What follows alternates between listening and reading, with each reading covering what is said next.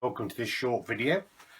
My name's Paul Howard and I work for Transforming Knots Together, and I'm talking to you today about a subject close to my heart, which is setting up a tea or a coffee morning or a luncheon club or anything actually that involves getting people together.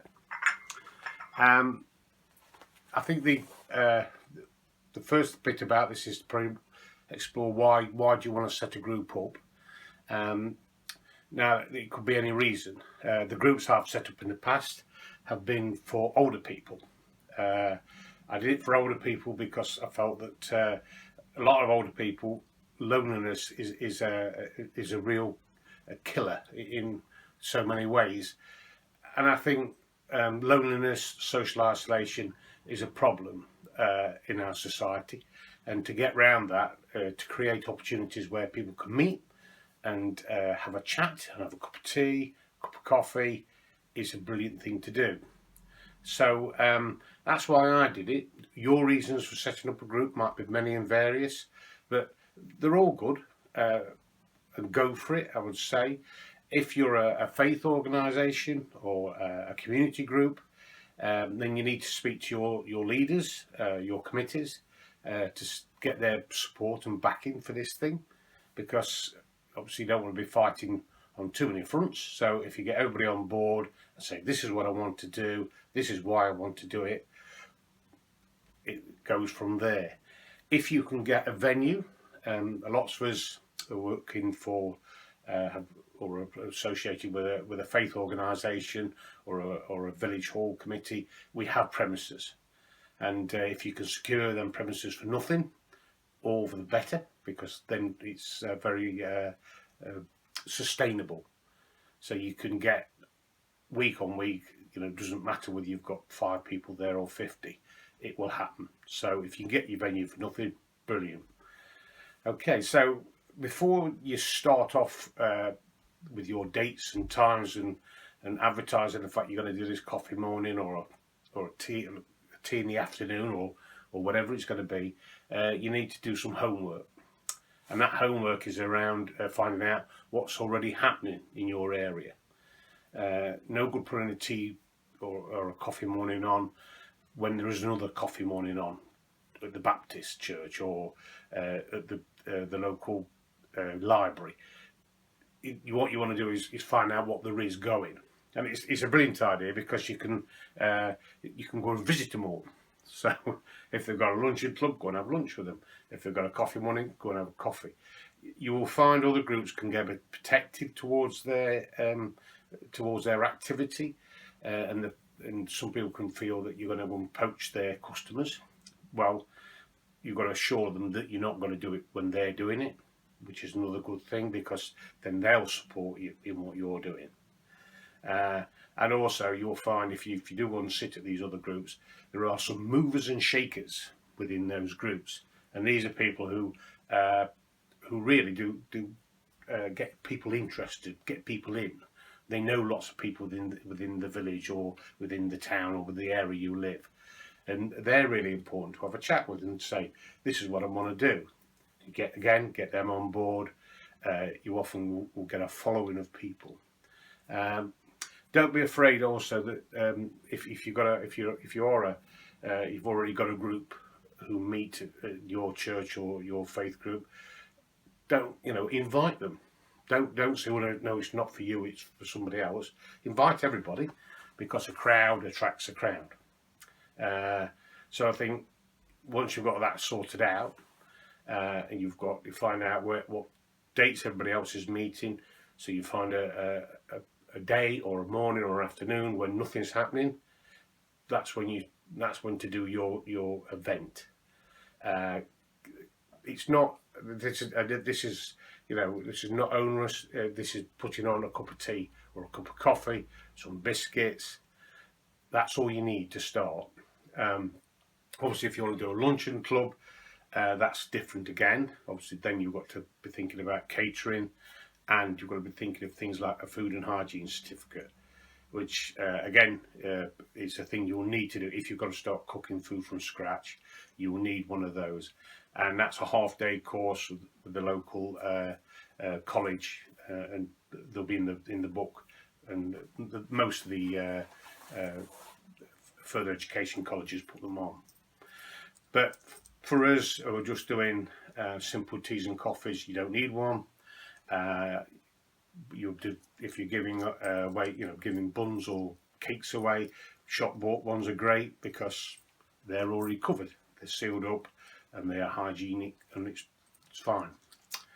So, pitfalls. Well, there are a few pitfalls with setting any group up, and the pitfalls could be around volunteers, who are great. And if you get a bunch of volunteers to come and help you, absolutely fantastic. But beware, you can spend as much time looking after your volunteers as you do looking after people who are going to come to your event. People fall out. Well, this is human beings. Falling outs are a normal event, and best really to support everybody. Don't take sides because you'll be wrong no matter what you do. So what happens if the group shrinks?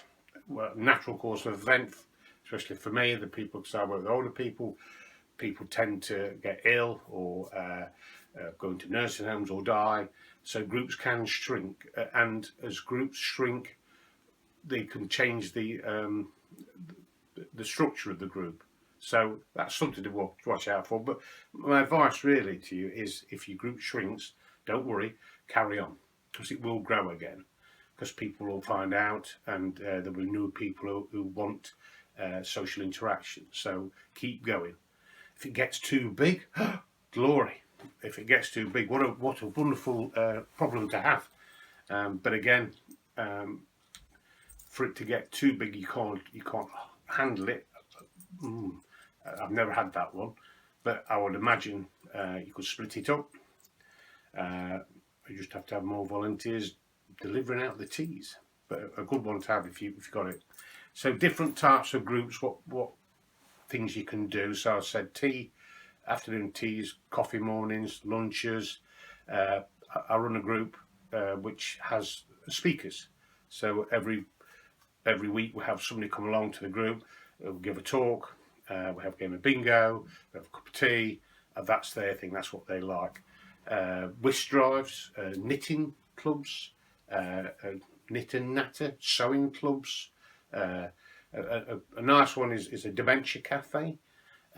Again, this is no different from an ordinary cafe, except that you're going to put on your posters, or you're going to put on the door, people with dementia are welcome, and make an environment for people with dementia. But this is mainly around dementia carers, so they can come along with their loved ones, sit, have a cup of tea, have a chat, and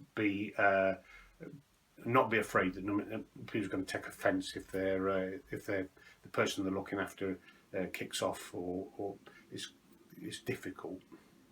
So there's lots of help around that. Lots of other little videos you can watch. In fact, I do one about dementia. So have a look at that if you're thinking of going that way. We also, from a spin-off from a social event like this, could be things like we're going to do some signposting.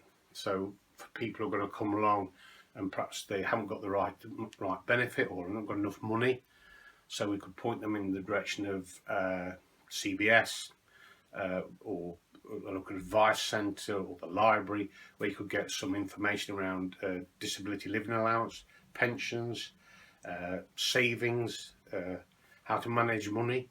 People often, especially older guys who the wives are probably either died or gone into a nursing home or too ill to look after the finances, can find that difficult. So giving advice around money management is good. Also for cooking and medical advice, get association with your local surgeon, with the doctor. That could be a source actually of people to come to your group. People who the doctor or the surgeon know are quite lonely. We could do an invitation there. Befriending, which is a big one from these groups. is that we get to know people and we get to be a friend, and in that friendship, obviously, again, that's where, you know, I think where we all thrive best, when we've got a friend. So I think to wrap up, just to say that it's a brilliant idea to do it. If you are thinking about doing it, just make the first steps. Once it's going, it's brilliant. It will just keep going. Money, things like that. We asked for we put a pot on the table. People can make a donation for their what they've ever had. So that works brilliantly. You could make a sub every week if you wanted to do that. You know, £1 or something to come along. People are quite willing to pay it, especially doing something like got to have speakers because they cost. So there is a cost element in that. But teas and coffees, no problem. It's fairly cheap to do. Put a pot on the table. You'll find you've got more money in that than you need for next week to buy everything, and it keeps going. Just to wrap up, I suppose, is personal safety. You just be aware. I think if you're going to go into the realms of say going to visit people beyond the group, then you're into world of trying to keep yourself safe. But that's different again. So again, there are videos, there's help out there to keep people safe if you're going to start visiting. But I hope you go well with your event or tea or coffee morning, whatever you're going to do. And thank you for listening. If you do need to get in touch, any more questions, say my name's Paul Howard. My number is 078 2729 1725. Give me a ring. Thank you. Bye.